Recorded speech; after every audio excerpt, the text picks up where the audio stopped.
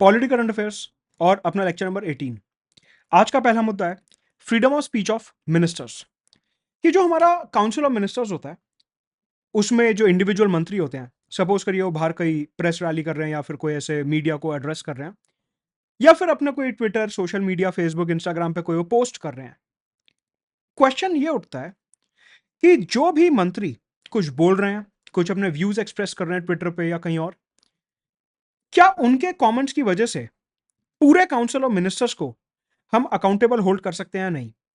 क्योंकि आपको पता है कि इंडिया में कैबिनेट फॉर्म ऑफ गवर्नमेंट है, पार्लियामेंट्री फॉर्म ऑफ सिस्टम है, और हमारे यहां एक प्रिंसिपल चलता है जिसे कहते हैं प्रिंसिपल ऑफ कलेक्टिव अकाउंटेबिलिटी, जहां पे पूरा का पूरा मंत्रिमंडल जो होता है वो लोकसभा की तरफ रिस्पॉन्सिबल होता है under article 75 of the Indian constitution. ऐसे में हमारे को दो चीजों का यहां पे टेस्ट करना है कि एक इंडिविजुअल सिटीजन को जो हमारे यहाँ freedom of speech and expression दिया हुआ है आर्टिकल 19 के अंदर, वो क्या बोलता है, आर्टिकल 75 क्या बोलता है, और सुप्रीम कोर्ट ने इन दोनों आर्टिकल्स को मर्ज करके किस तरीके से इंटरप्रेट करा और अपने प्रीलिम्स में क्या क्वेश्चन यहां से निकल सकता है, एक बार देखते हैं। सबसे पहले आर्टिकल 19 की अगर बात करते हैं तो आर्टिकल 19 1 क्लॉज ए में हमारे को दिया हुआ है freedom of speech and expression की किसी भी सिटीजन के पास अपने आप को बोलने की, अभिव्यक्त करने की आजादी है, और यहीं से हमारा फ्रीडम ऑफ प्रेस, मीडिया और ये सारी चीजें निकलती हैं। लेकिन ये आर्टिकल एब्सोल्यूट नहीं है, इसके ऊपर रिस्ट्रिक्शंस लगाए जा सकते हैं। मतलब कि यदि आप कुछ ऐसा कर रहे हैं जो भारत की सॉवरेंटी और इंटीग्रिटी के खिलाफ जा रहा है, सिक्योरिटी के खिलाफ जा रहा है, दूसरे देशों के साथ जो हमारे फ्रेंडली रिलेशंस है उनके खिलाफ जा रहा है, पब्लिक ऑर्डर या मोरालिटी के खिलाफ जा रहा है, डिसेंसी के खिलाफ जा रहा है, अगर आप कोर्ट के ऑर्डर की अवहेलना करते हैं, उसके खिलाफ जाते हैं, किसी की मानहानि, डिफेमेशन करते हैं या फिर किसी को कोई अपराध करने के लिए उकसाते हैं, तो इन सब केसेस में आपके जो बोलने और अभिव्यक्त करने का अधिकार है उसको रोका जा सकता है।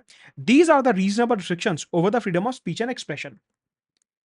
मतलब कि यदि कोई मंत्री हैं तो वो ऑब्वियस सी बात है भारत के नागरिक होंगे। भारत का नागरिक होने के नाते उनके पास आर्टिकल 19 के अंदर ये फंडामेंटल राइट है कि वो सोशल मीडिया पे या कहीं प्रेस में, मीडिया में कुछ भी बोल सकते हैं, कुछ भी एक्सप्रेस कर सकते हैं। वहीं दूसरी तरफ हमारे पास आर्टिकल 75 है जो बोलता है कि हमारा जो पूरा मंत्रिमंडल है, काउंसिल ऑफ मिनिस्टर्स है, that will be collectively responsible to Lok Sabha. और यदि एक मंत्री कोई गलत काम करते हैं, एक मंत्री कोई गलत निर्णय लेते हैं, तो उसके लिए पूरे के पूरे काउंसिल को अकाउंटेबल होल्ड करा जाएगा लोकसभा में। कि सपोज करिए कि हमारा कोई मैटर था इंपॉर्टेंट, वहां पे किसी एक मंत्री ने गलत निर्णय ले लिया जिसकी वजह से देश को काफी नुकसान हुआ। ऐसे में लोकसभा में उनके खिलाफ नो कॉन्फिडेंस मोशन पास हो सकता है, जिससे पूरा का पूरा जो मंत्रिमंडल है उसे रिजाइन करना पड़ेगा और अपनी पोजीशन से जाना पड़ेगा, जिसे कहते हैं principle of sink and swim together. Supreme court के सामने सवाल आया कि अगर कोई मंत्री बाहर मीडिया में, प्रेस में कुछ बोल रहे हैं और एक तरफ कलेक्टिव रिस्पॉन्सिबिलिटी का प्रिंसिपल है, तो क्या अगर कोई मंत्री ने गलत भाषण दे दिया, कोई गलत वाक्य बोल दिया, कोई गलत सेंटेंस बोल दिया, तो क्या उससे पूरे के पूरे मंत्रिमंडल को रिजाइन करना पड़ेगा? क्या उससे पूरे के पूरे काउंसिल ऑफ मिनिस्टर्स को अपनी पोजीशन से रिजाइन करना पड़ेगा? सुप्रीम कोर्ट ने बोला जवाब है ना। उन्होंने बोला कि अगर एक मंत्री अपने सोशल मीडिया पे, अपनी प्रेस वगैरह में कुछ बोलते हैं, वो उनके इंडिविजुअल रिमार्क्स हैं और उसके लिए आप पूरी की पूरी सरकार, पूरे के पूरे मंत्रिमंडल को कलेक्टिवली अकाउंटेबल होल्ड नहीं कर सकते। सुप्रीम कोर्ट ने बोला कि यहां पे दो प्रिंसिपल्स लगते हैं। एक लगता है top down flow of responsibility. इसका मतलब है कि ऊपर है पूरा का पूरा काउंसिल, और काउंसिल जो निर्णय लेगा, नीचे जो इंडिविजुअल मिनिस्टर्स हैं उन्हें वो डिसीजन इंप्लीमेंट करने पड़ेंगे, फुलफिल करने पड़ेंगे।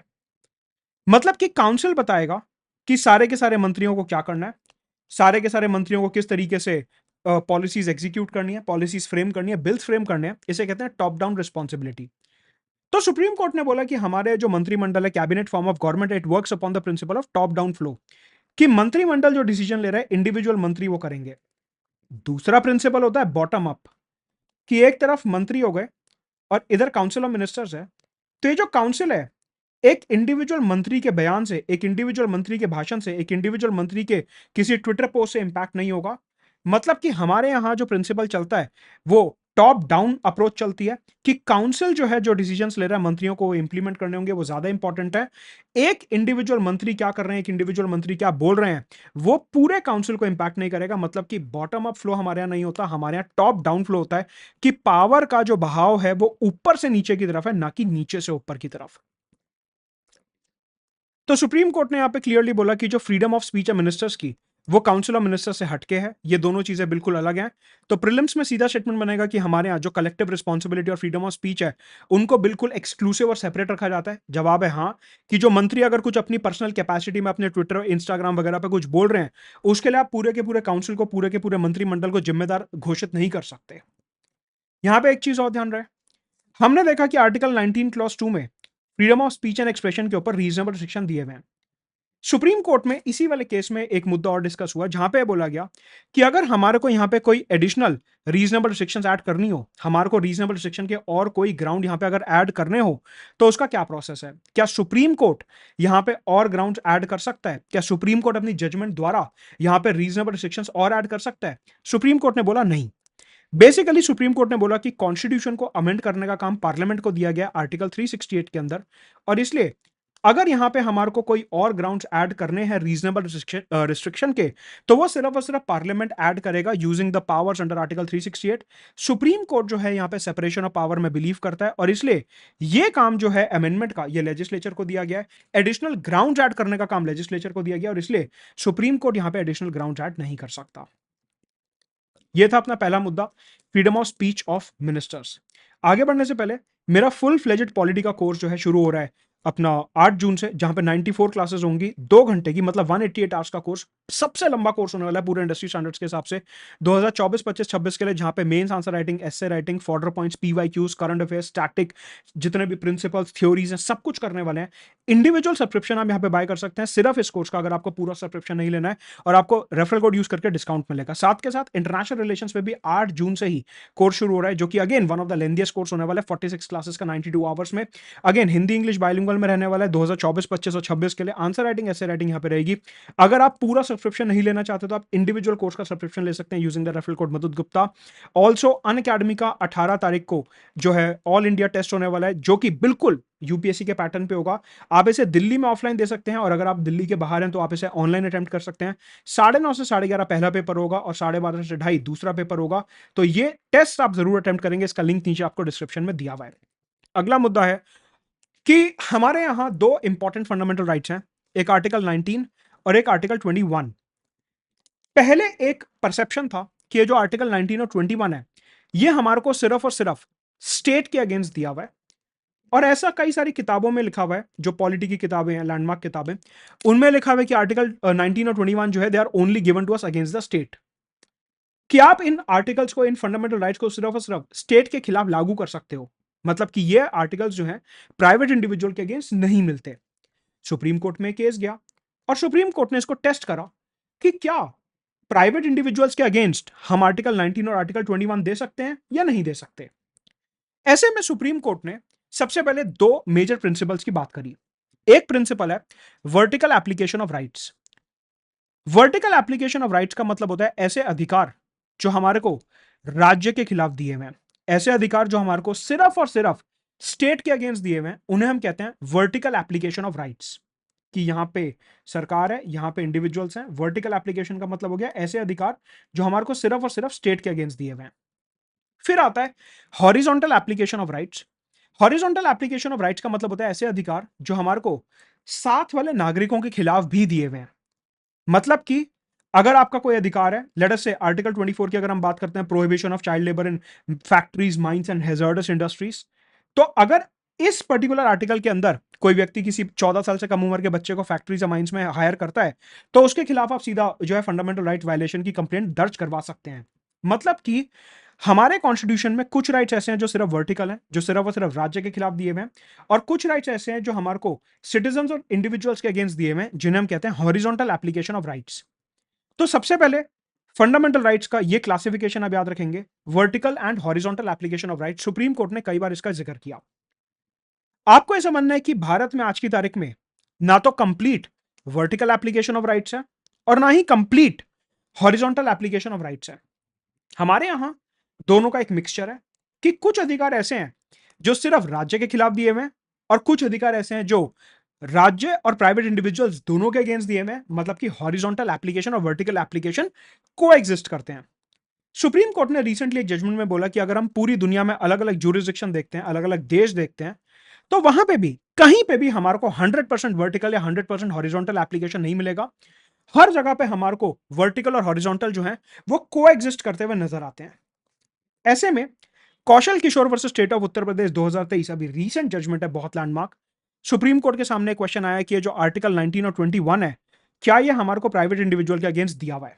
सुप्रीम कोर्ट ने सीधा बोला कि हाँ, ये दोनों आर्टिकल्स जो हैं, राइट टू फ्रीडम जहां पे हमारे को 6 फ्रीडम दी हुई हैं, और आर्टिकल 21 जहां पे हमारे को right to life, dignified life, liberty और प्राइवेसी दिया हुआ है, ये दोनों आर्टिकल्स हमारे को प्राइवेट इंडिविजुअल के अगेंस्ट भी दिए हुए हैं।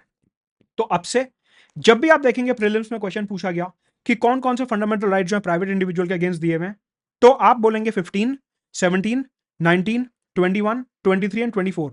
Prohibition of discrimination, untouchability, right to freedom, right to dignified life, human trafficking और चाइल्ड लेबर, ये फंडामेंटल राइट्स हैं जो हमारे को स्टेट और प्राइवेट इंडिविजुअल दोनों के अगेंस्ट दिए हुए हैं। मतलब कि इसको थोड़ा और रिफाइंड भाषा में समझे तो आर्टिकल 19 और 21 का पहले सिर्फ वर्टिकल एप्लीकेशन होता था, मतलब कि सिर्फ और सिर्फ स्टेट के अगेंस्ट दिए हुए थे।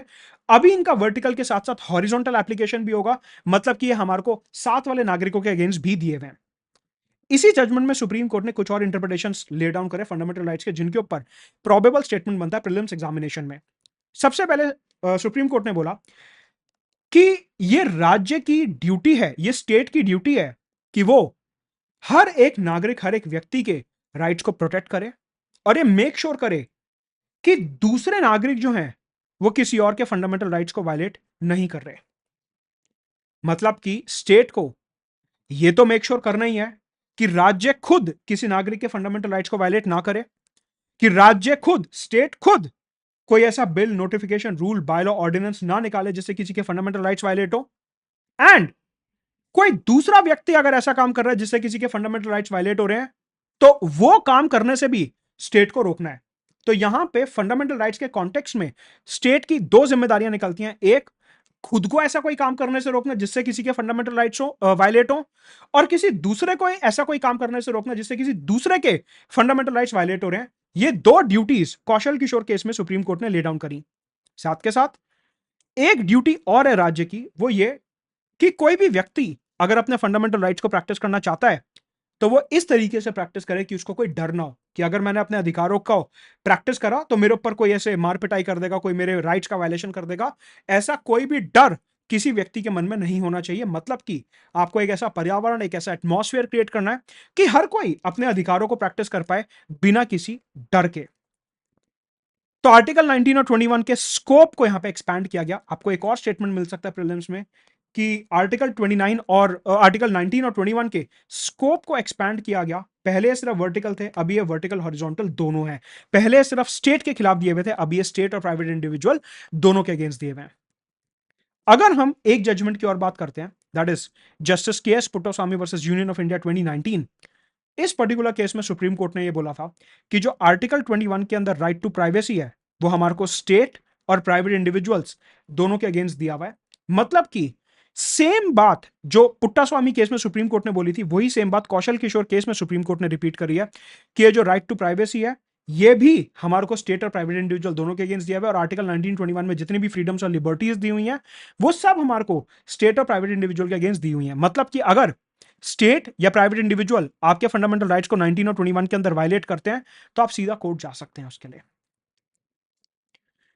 पॉलिटी का फुल फ्लेजेड कोर्स शुरू हो रहा है, 188 आवर्स का कोर्स प्री मेंस इंटरव्यू के पॉइंट ऑफ व्यू से 2024-25-26 के लिए इंग्लिश हिंदी बाइलिंगुअल में, जिसका प्राइस है 6,999। अगर आप इंडिविजुअल सब्सक्रिप्शन लेना चाहते हैं, पूरा सब्सक्रिप्शन नहीं लेना तो आप सिर्फ इसका इंडिविजुअल सब्सक्रिप्शन ले सकते हैं, लिंक डिस्क्रिप्शन में है। ऑल्सो यहाँ पे इंटरनेशनल रिलेशंस का कोर्स जो है वो भी शुरू होने वाला है। दोनों ही कोर्सेज 8 जून से शुरू हो रहे हैं। पॉलिटी का कोर्स शुरू होगा सुबह 11:30 बजे और आईआर का कोर्स शुरू होगा दोपहर में 2 बजे। अगर आप पूरा सब्सक्रिप्शन नहीं लेते तो आप इंडिविजुअल सब्सक्रिप्शन भी ले सकते हैं यूजिंग द रेफरल कोड मुदत गुप्ता। ऑल्सो 18 मई को हमारा all India prelims mock test है जो आपको अटेम्प्ट करना है। ऑनलाइन ऑफलाइन दोनों मोड में दे सकते हैं, ऑनलाइन सिर्फ दिल्ली में दे सकते हैं। यूज करेंगे रेफरल कोड मुदत गुप्ता अनलॉक करने के लिए इस फ्री टेस्ट को।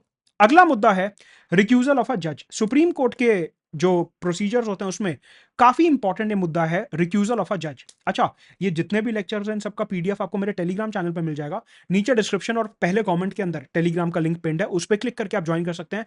पूरा पीडीएफ प्रिंटर फ्रेंडली फॉर्मेट में इंग्लिश हिंदी दोनों ही लैंग्वेजेस में आपको मिल जाएगा, तो जरूर ज्वाइन करेंगे टेलीग्राम चैनल जो नीचे दिया हुआ है। सवाल उठता है कि ये जो पूरा प्रोसेस है रिक्यूजल ऑफ अ जज, इसका मतलब क्या होता है? रिक्यूजल का मतलब ये होता है कि सपोज करिए कोई केस चालू है। अब उस केस में एक जज को लगता है कि यहां पे मेरा कोई कंफ्लिक्ट ऑफ इंटरेस्ट हो रहा है। एक जज को लगता है कि यहाँ पे मेरे को ये केस नहीं सुनना चाहिए, क्योंकि इस केस में मेरा कोई पर्सनल इंटरेस्ट हो सकता है, इस केस में कोई पार्टी ऐसी इन्वॉल्व है जो मेरी रिश्तेदार है, इस केस में कोई ऐसी कंपनी इन्वॉल्व है जहां पे मेरे शेयर होल्डिंग है। अगर ऐसा कोई मसला है जहां पे एक जज को लगता है कि मैं इम्पार्शली डिसीजन नहीं दे सकता, तो जज जो है वो ये बोलते हैं कि मैं अपना नाम इस केस से हटाता हूं, मैं अपने आप को इस केस से वापस लेना चाहता हूं, मतलब कि मैं इस केस से अपने आप को रिक्यूज करना चाहता हूं। रिक्यूज का मतलब होता है कि एक जज अपने आप को एक पर्टिकुलर केस से हटा रहे हैं because of conflict of interest. Basically जजेस से ये उम्मीद की जाती है कि वो हमेशा एक इम्पार्शियल डिसीजन देंगे और उनमें किसी भी प्रकार का बायसनेस नहीं होना चाहिए। उस बायसनेस को प्रिवेंट करने के लिए ये रिक्यूजल ऑफ अ जज का कॉन्सेप्ट लाया गया।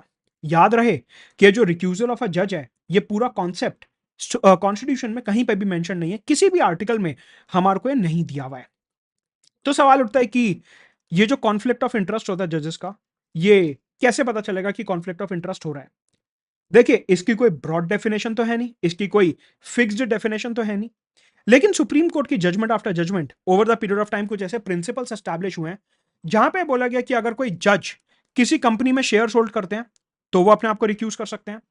कोई जज अगर किसी पार्टी से इन्वॉल्व है तो वो अपने आप को रिक्यूज कर सकते हैं।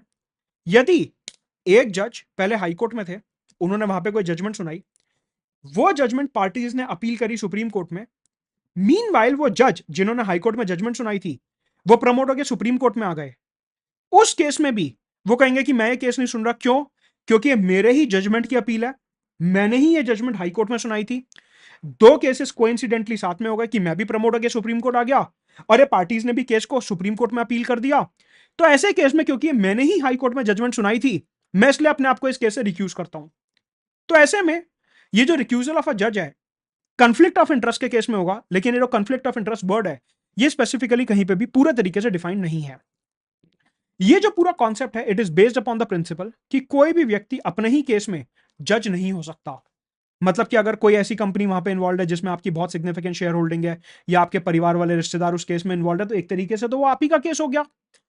जुडिशरी में बहुत इंपॉर्टेंट प्रिंसिपल होता है कि आप अपने खुद के केस में वकालत जो है जज नहीं बन सकते। वहां पे आप जो है नहीं देखोगे कि क्या जस्टिस लग रहा है। ठीक है, सवाल उठता है कि अब ये रिक्यूजल का प्रोसेस क्या होता है? रिक्यूजल का कोई प्रोसेस नहीं है। अगर एक जज को खुद से लगता है कि मेरे को इस केस से हट जाना चाहिए, तो जज ये बोल देंगे कि मैं ये केस नहीं सुनूंगा, और वो अपने आप को उस बेंच से हटा लेंगे। वो जो बेंच बनी है केस सुनने के लिए, उस बेंच से अपने आप को हटा लेंगे। यहां पे ये जो रिक्यूजल की पावर होती है, ये एक सुप्रीम कोर्ट जज की डिस्क्रिशनरी पावर होती है। डिस्क्रिशनरी पावर का मतलब है कि वो अपनी मन मर्जी से इस पावर का इस्तेमाल करते हैं, और चीफ जस्टिस ऑफ इंडिया या कोई और सीनियर जज उनको इस बात के लिए नहीं प्रेशराइज कर सकते, नहीं फोर्स कर सकते। ये जज की खुद की कॉन्शियंस, मतलब कि उनके विवेक और उनकी डिस्क्रिशन के ऊपर डिपेंड करता है कि वो इस केस से हटना चाहते हैं, नहीं हटना चाहते। उनको राष्ट्रपति, चीफ जस्टिस ऑफ इंडिया, कोई भी नहीं बोल सकता रिक्यूज होने के लिए। प्रीलिम्स में सीधा ऑप्शन बनेगा कि चीफ जस्टिस ऑफ इंडिया जो है किसी भी जज को रिक्यूज कर सकते हैं केस से। जवाब है ना, ऐसा कॉन्स्टिट्यूशन में या किसी भी रूल्स और प्रोसीजर में नहीं लिखा हुआ है। सवाल उठता है कि केस में जो दो पार्टीज इन्वॉल्व हैं, क्या वो जज को बोल सकती हैं रिक्यूज करने के लिए? जवाब है हाँ। जो केस में पार्टीज इन्वॉल्व हैं, अगर उनको लगता है कि ये जज साहब का कोई इंटरनल कनेक्शन है पार्टीज के साथ, या जज साहब की कोई सिग्निफिकेंट शेयर होल्डिंग है, कंफ्लिक्ट ऑफ इंटरेस्ट है, तो पार्टीज जो हैं केस की, वो जज को रिक्वेस्ट कर सकती हैं कि आप इस केस से हट जाइए। लेकिन पार्टीज के रिक्वेस्ट करने का मतलब ये नहीं है कि जज को हटना ही पड़ेगा। फिर भी जज अपनी खुद की डिस्क्रिशन लगाएंगे, और अपने डिस्क्रिशन का प्रयोग करते हुए देखेंगे कि उन्हें यहाँ पे कंफ्लिक्ट ऑफ इंटरेस्ट दिखता है या नहीं दिखता, और उन्हें इस केस से रिक्यूज होना चाहिए या नहीं होना चाहिए। एक बार अगर जज ने डिसाइड कर लिया कि मेरे को इस केस से रिक्यूज होना है, मेरे को इस जजमेंट से हटना है, मेरे को इस बेंच से हटना है, तो ये मैटर दोबारा से चीफ जस्टिस के पास जाएगा, और चीफ जस्टिस एक नई बेंच बनाएंगे कि ठीक है, वो पुराने वाले जज ने तो अपने आप को रिक्यूज कर दिया, अब मैं यहाँ पे नई बेंच बनाता हूं जो दोबारा से फ्रेश तरीके से इस केस को सुनेगी। बेसिकली अगर मैं article 145 of the Indian constitution की बात करता हूं, वो ये कहता है कि सुप्रीम कोर्ट जो है वो अपने खुद के रूल्स बना सकता है। मतलब कि चीफ जस्टिस जो है और जो दूसरे जजेस हैं वो अपने खुद के रूल्स बना सकते हैं, और सुप्रीम कोर्ट के पास ये जो पावर है आर्टिकल 145 के अंदर रूल्स बनाने की, इसके अंदर अभी तक रिक्यूजल को लेके कोई भी रूल्स नहीं बनाए गए हैं। मतलब कि ना तो कॉन्स्टिट्यूशन में रिक्यूजल को लेके कुछ मेंशन्ड है, और ना ही सुप्रीम कोर्ट के जो रूल्स हैं उनमें रिक्यूजल ऑफ अ जज को लेके कुछ मेंशन्ड है। तो दोनों ही जगह पे रिक्यूजल को लेके कुछ भी मेंशन नहीं है। आखिरी सवाल यहां पे ये उठता है कि क्या एक जज जो जब अपने आप को रिक्यूज करते हैं, जब अपने आप को कॉन्फ्लिक्ट ऑफ इंटरेस्ट के बेसिस पे एक जजमेंट से हटाते हैं, तो क्या उन्हें जनता को, पब्लिक को, पार्टीज को बताना पड़ेगा कि मैं रिक्यूज क्यों कर रहा हूं? जवाब है ना। जज की मर्जी है कि अगर वो बताना चाहते हैं तो अच्छी बात है, बता दीजिए ओपन कोर्ट में, सबको बता दीजिए कि मैं क्यों हट रहा हूँ इस जजमेंट से। अगर नहीं बताना चाहते तो उनकी मर्जी है। मतलब कि कॉन्स्टिट्यूशन और रूल्स ऑफ प्रोसीजर में ऐसा कुछ नहीं लिखा हुआ कि उन्हें ये बताना ही पड़ेगा कि वो क्यों रिक्यूज हो रहे हैं। That is again a discretionary power of the जज। ये जज का खुद का विवेक है कि वो ये बात बताना चाहते हैं या नहीं बताना चाहते हैं। आगे बढ़ने से पहले पॉलिटी का कोर्स शुरू हो रहा है, इंडिविजुअल सब्सक्रिप्शन आप ले सकते हैं। अगेन 188 आवर्स का कोर्स, आईआर का कोर्स 8 जून से दोनों कोर्सेज शुरू हो रहे हैं। 18 मई को अपना ऑल इंडिया मॉक टेस्ट है जो 9:30 से 2:30 बजे तक होने वाला है, बिल्कुल यूपीएससी के पैटर्न पे। साथ के साथ हमारा आरंभ बैच शुरू हो रहा है 11 मई से, प्री मेंस इंटरव्यू की तैयारी, GS, CSAT, current affairs, optional, सब कुछ एक जगह पे आपको मिलेगा। 1-to-1 गाइडेंस, लाइव और रिकॉर्डेड क्लासेस सारे एजुकेटर्स की, personalise mentorship, answer writing, essay writing, सब कुछ एक जगह पे। 0% ईएमआई पे आप अनअकैडमी सब्सक्रिप्शन ले सकते हैं। ऑल्सो ऑफलाइन के बैचेस शुरू हो रहे हैं, यूज करेंगे रेफरल कोड मधुत Gupta for 10% discount on Unacademy. Let's crack it.